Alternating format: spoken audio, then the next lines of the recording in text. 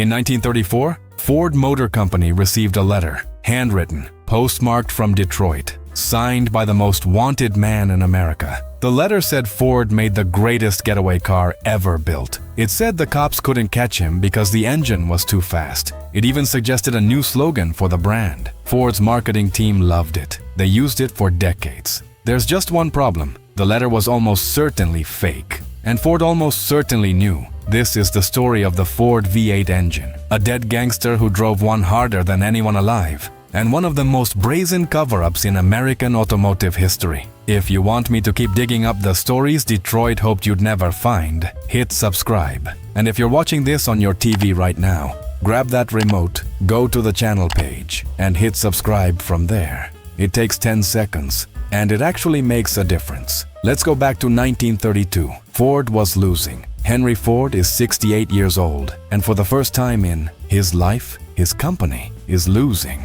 The Great Depression had gutted America. Banks were collapsing. Unemployment was above 20%. Families were losing everything they had. And right in the middle of all that chaos, Chevrolet passed Ford in sales for the first time in history. Think about what that meant. Ford had built the Model T. Ford had put America on wheels. Ford had essentially invented the idea of an affordable car for ordinary people. And now Chevy was winning. Ford needed something. Not a minor update, not a new color option. He needed a statement. On March 31st, 1932, he made one. The Ford Flathead V8. A V8 engine in a car that started at $460. Now, to understand why that was absolutely insane at the time, you need context. V8 engines existed before 1932, but they lived in luxury cars, Packards, Cadillacs, cars that cost more than most Americans made in 2 full years of work. Ford figured out how to cast the entire engine block,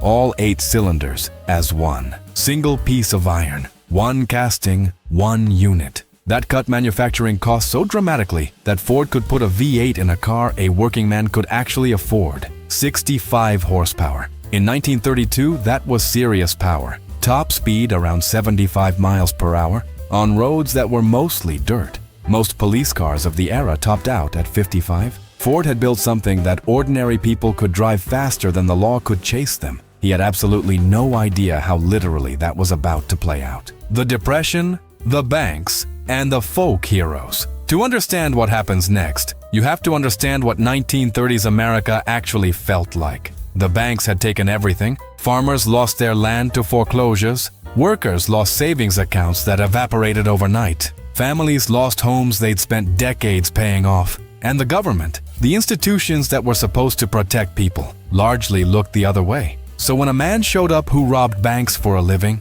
a lot of Americans didn't exactly feel bad about it. John Dillinger was born in Indianapolis in 1903. Let's be honest about who he was. He was not a good man. He was violent. He was dangerous. By 1933, he and his gang had robbed banks across the Midwest, killed at least 10 men, wounded 7 more, and broken out of jail more than once. But here's the thing. He dressed sharp. He was charming in court. He posed for photographs with prosecutors, arm around their shoulders, grinning like he didn't have a care in the world. He mocked the system, publicly, repeatedly, and the press ate it up. By 1933, John Dillinger was as famous as Clark Gable, as famous as Babe Ruth. People clipped his photo out of newspapers and kept it. When he was captured, crowds gathered outside the jail just to get a look at him. He was a folk hero. Not because people wanted crime, but because the banks were the villains of that era, and Dillinger was robbing them. And like any man who drove fast, needed to stay ahead of the law, and had strong opinions about everything.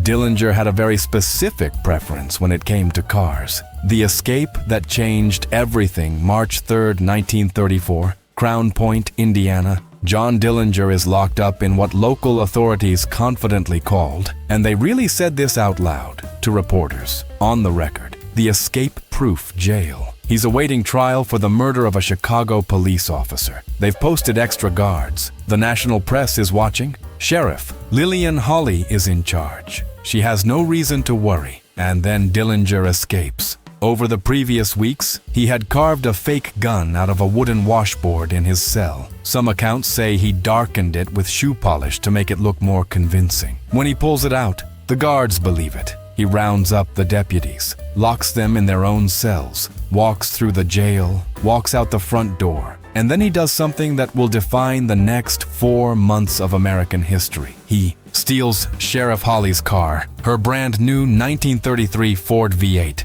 a police car. He drives it north, crosses the state line into Chicago. That one decision, crossing the state line in a stolen vehicle, is what brings the FBI into the manhunt. It violated the National Motor Vehicle Theft Act. Now it's a federal crime. Now J. Edgar Hoover is personally involved. Dillinger had turned a jail escape into a federal case. The car is found abandoned in Chicago. Dillinger disappears into the city, and Sheriff Holly, humiliated in front of the entire country, tells a reporter, "If I ever see John Dillinger again, I'll shoot him dead with my own pistol."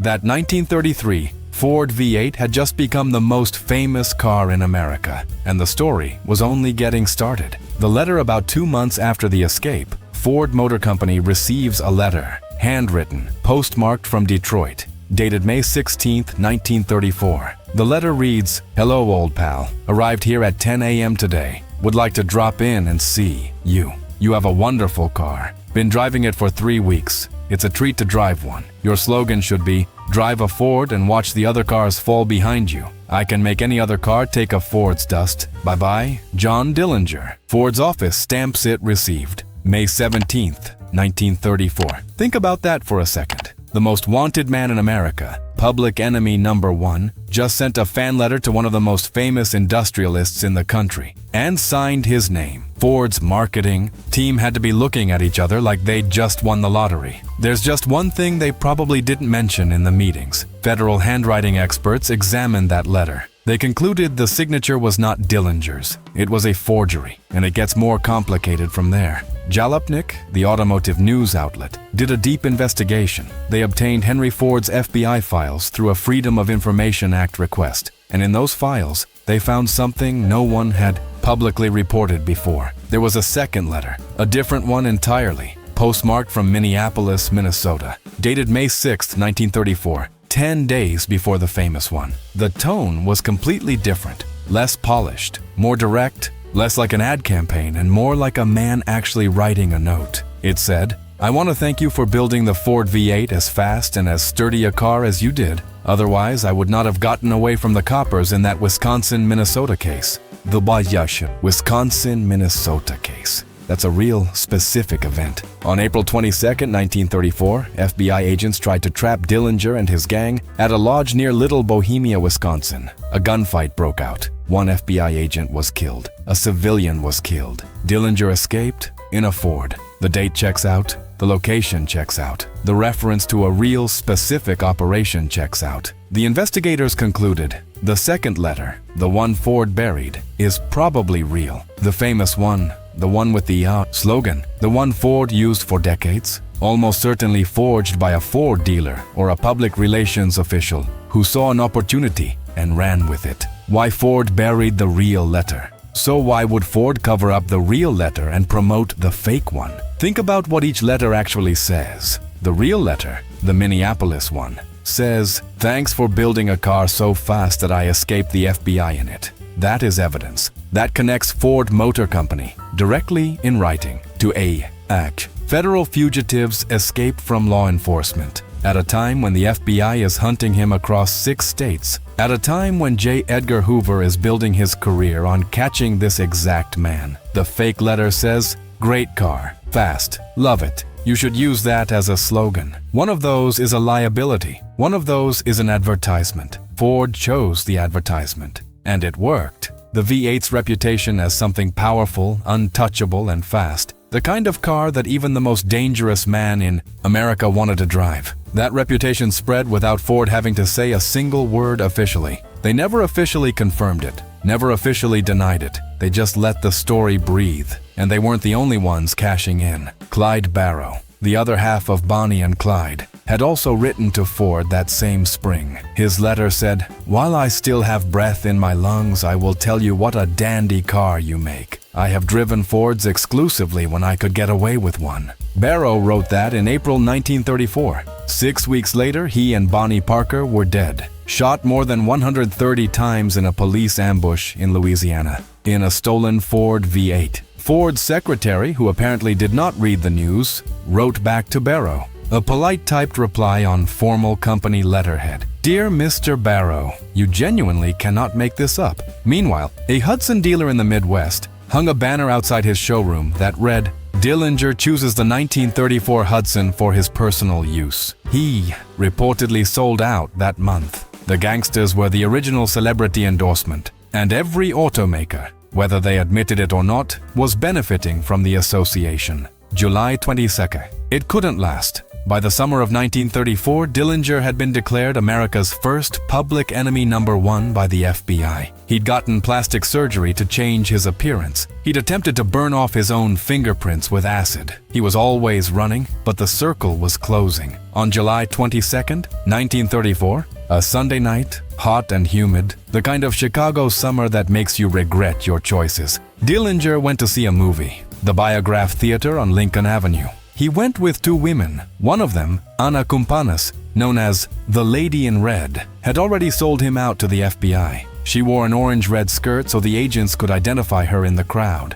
The movie was Manhattan melodrama, Clark Gable playing a gangster. Appropriate, if you're into irony. When Dillinger walked out of the theater at around 10:30 p.m., agents were waiting. He ran. He reached for his gun. He didn't make it. John Dillinger was shot dead on the street. He was 31 years old. Crowds gathered within minutes. Some people dipped their handkerchiefs into his blood on the pavement and kept them as souvenirs. That's 1930s America. The most wanted man in the country, killed on a sidewalk at 31, betrayed by a woman who was deported anyway after she collected her reward. What happened to the car, so? What happened to that 1933 Ford V8? The one Dillinger stole from Sheriff Hawley? The one that started the federal manhunt? It disappeared.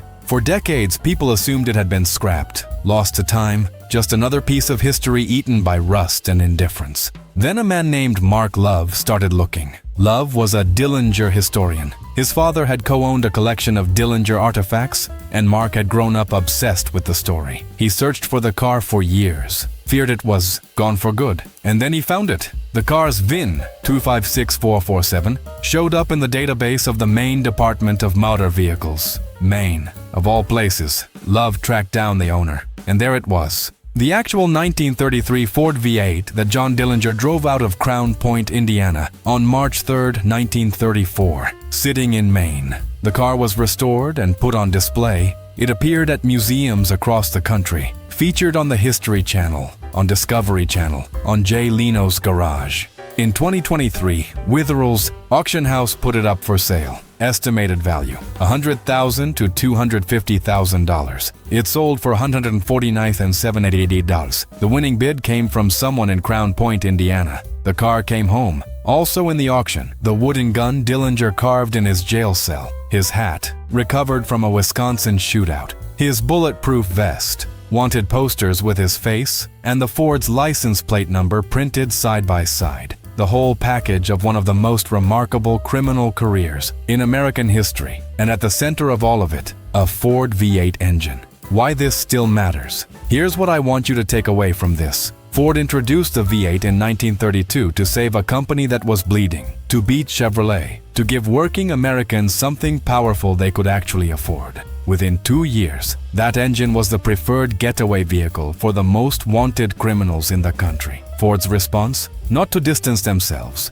not to issue a statement, not to call the FBI and hand over the letter. Their response was to let a forged fan letter circulate, to let the mystique build quietly, to never confirm anything officially, but never deny it either. The V8 became legendary not just because it was a good engine, though it was. It became legendary because of the stories attached to it. Dillinger, Barrow, the Crown Point escape, the FBI chase across 6 states. You don't get that kind of marketing in a boardroom, and Ford knew it. The Flathead V8 stayed in production, with modifications, until 1953, 21 years. And the manufacturing breakthrough Ford made, casting the block as a single unit, influenced every affordable V8 engine that came after it. Every muscle car, every hot rod built in a garage on a weekend, every pickup truck that ever pulled a trailer, All of it traces back to 1932, to an old man trying to save his company, and to a dead gangster who may or may not have written him a thank you note. Closing so, did Dillinger actually write to Henry Ford? Probably yes, once, from Minneapolis, telling Ford his engine helped him escape the FBI. The famous letter, the one with the slogan, the one Ford used for decades, the one in every history book, almost certainly fake. Ford buried the real one, promoted the forgery, and the story, the real story, is better than any legend they could have built on purpose. A 31-year-old bank robber, a wooden gun carved in a jail cell, a stolen police car, a letter Ford didn't want you to find. 90 years later, the car sold for $150,000. The engine it carried changed automotive history, and Ford's biggest lie became one of the best stories the car world has ever produced. Drop in the comments. Do you think Ford knew the letter was fake from day one? Or did someone in the PR department get played too? I want to know what you think. And if this is the kind of story you want more of, the real history, the parts the industry hoped you'd forget, hit subscribe. If you're on your TV right now, grab the remote, go to the channel page, and hit subscribe from there. It actually helps. I'll see you on the next one, where we dig up another story somebody tried to bury.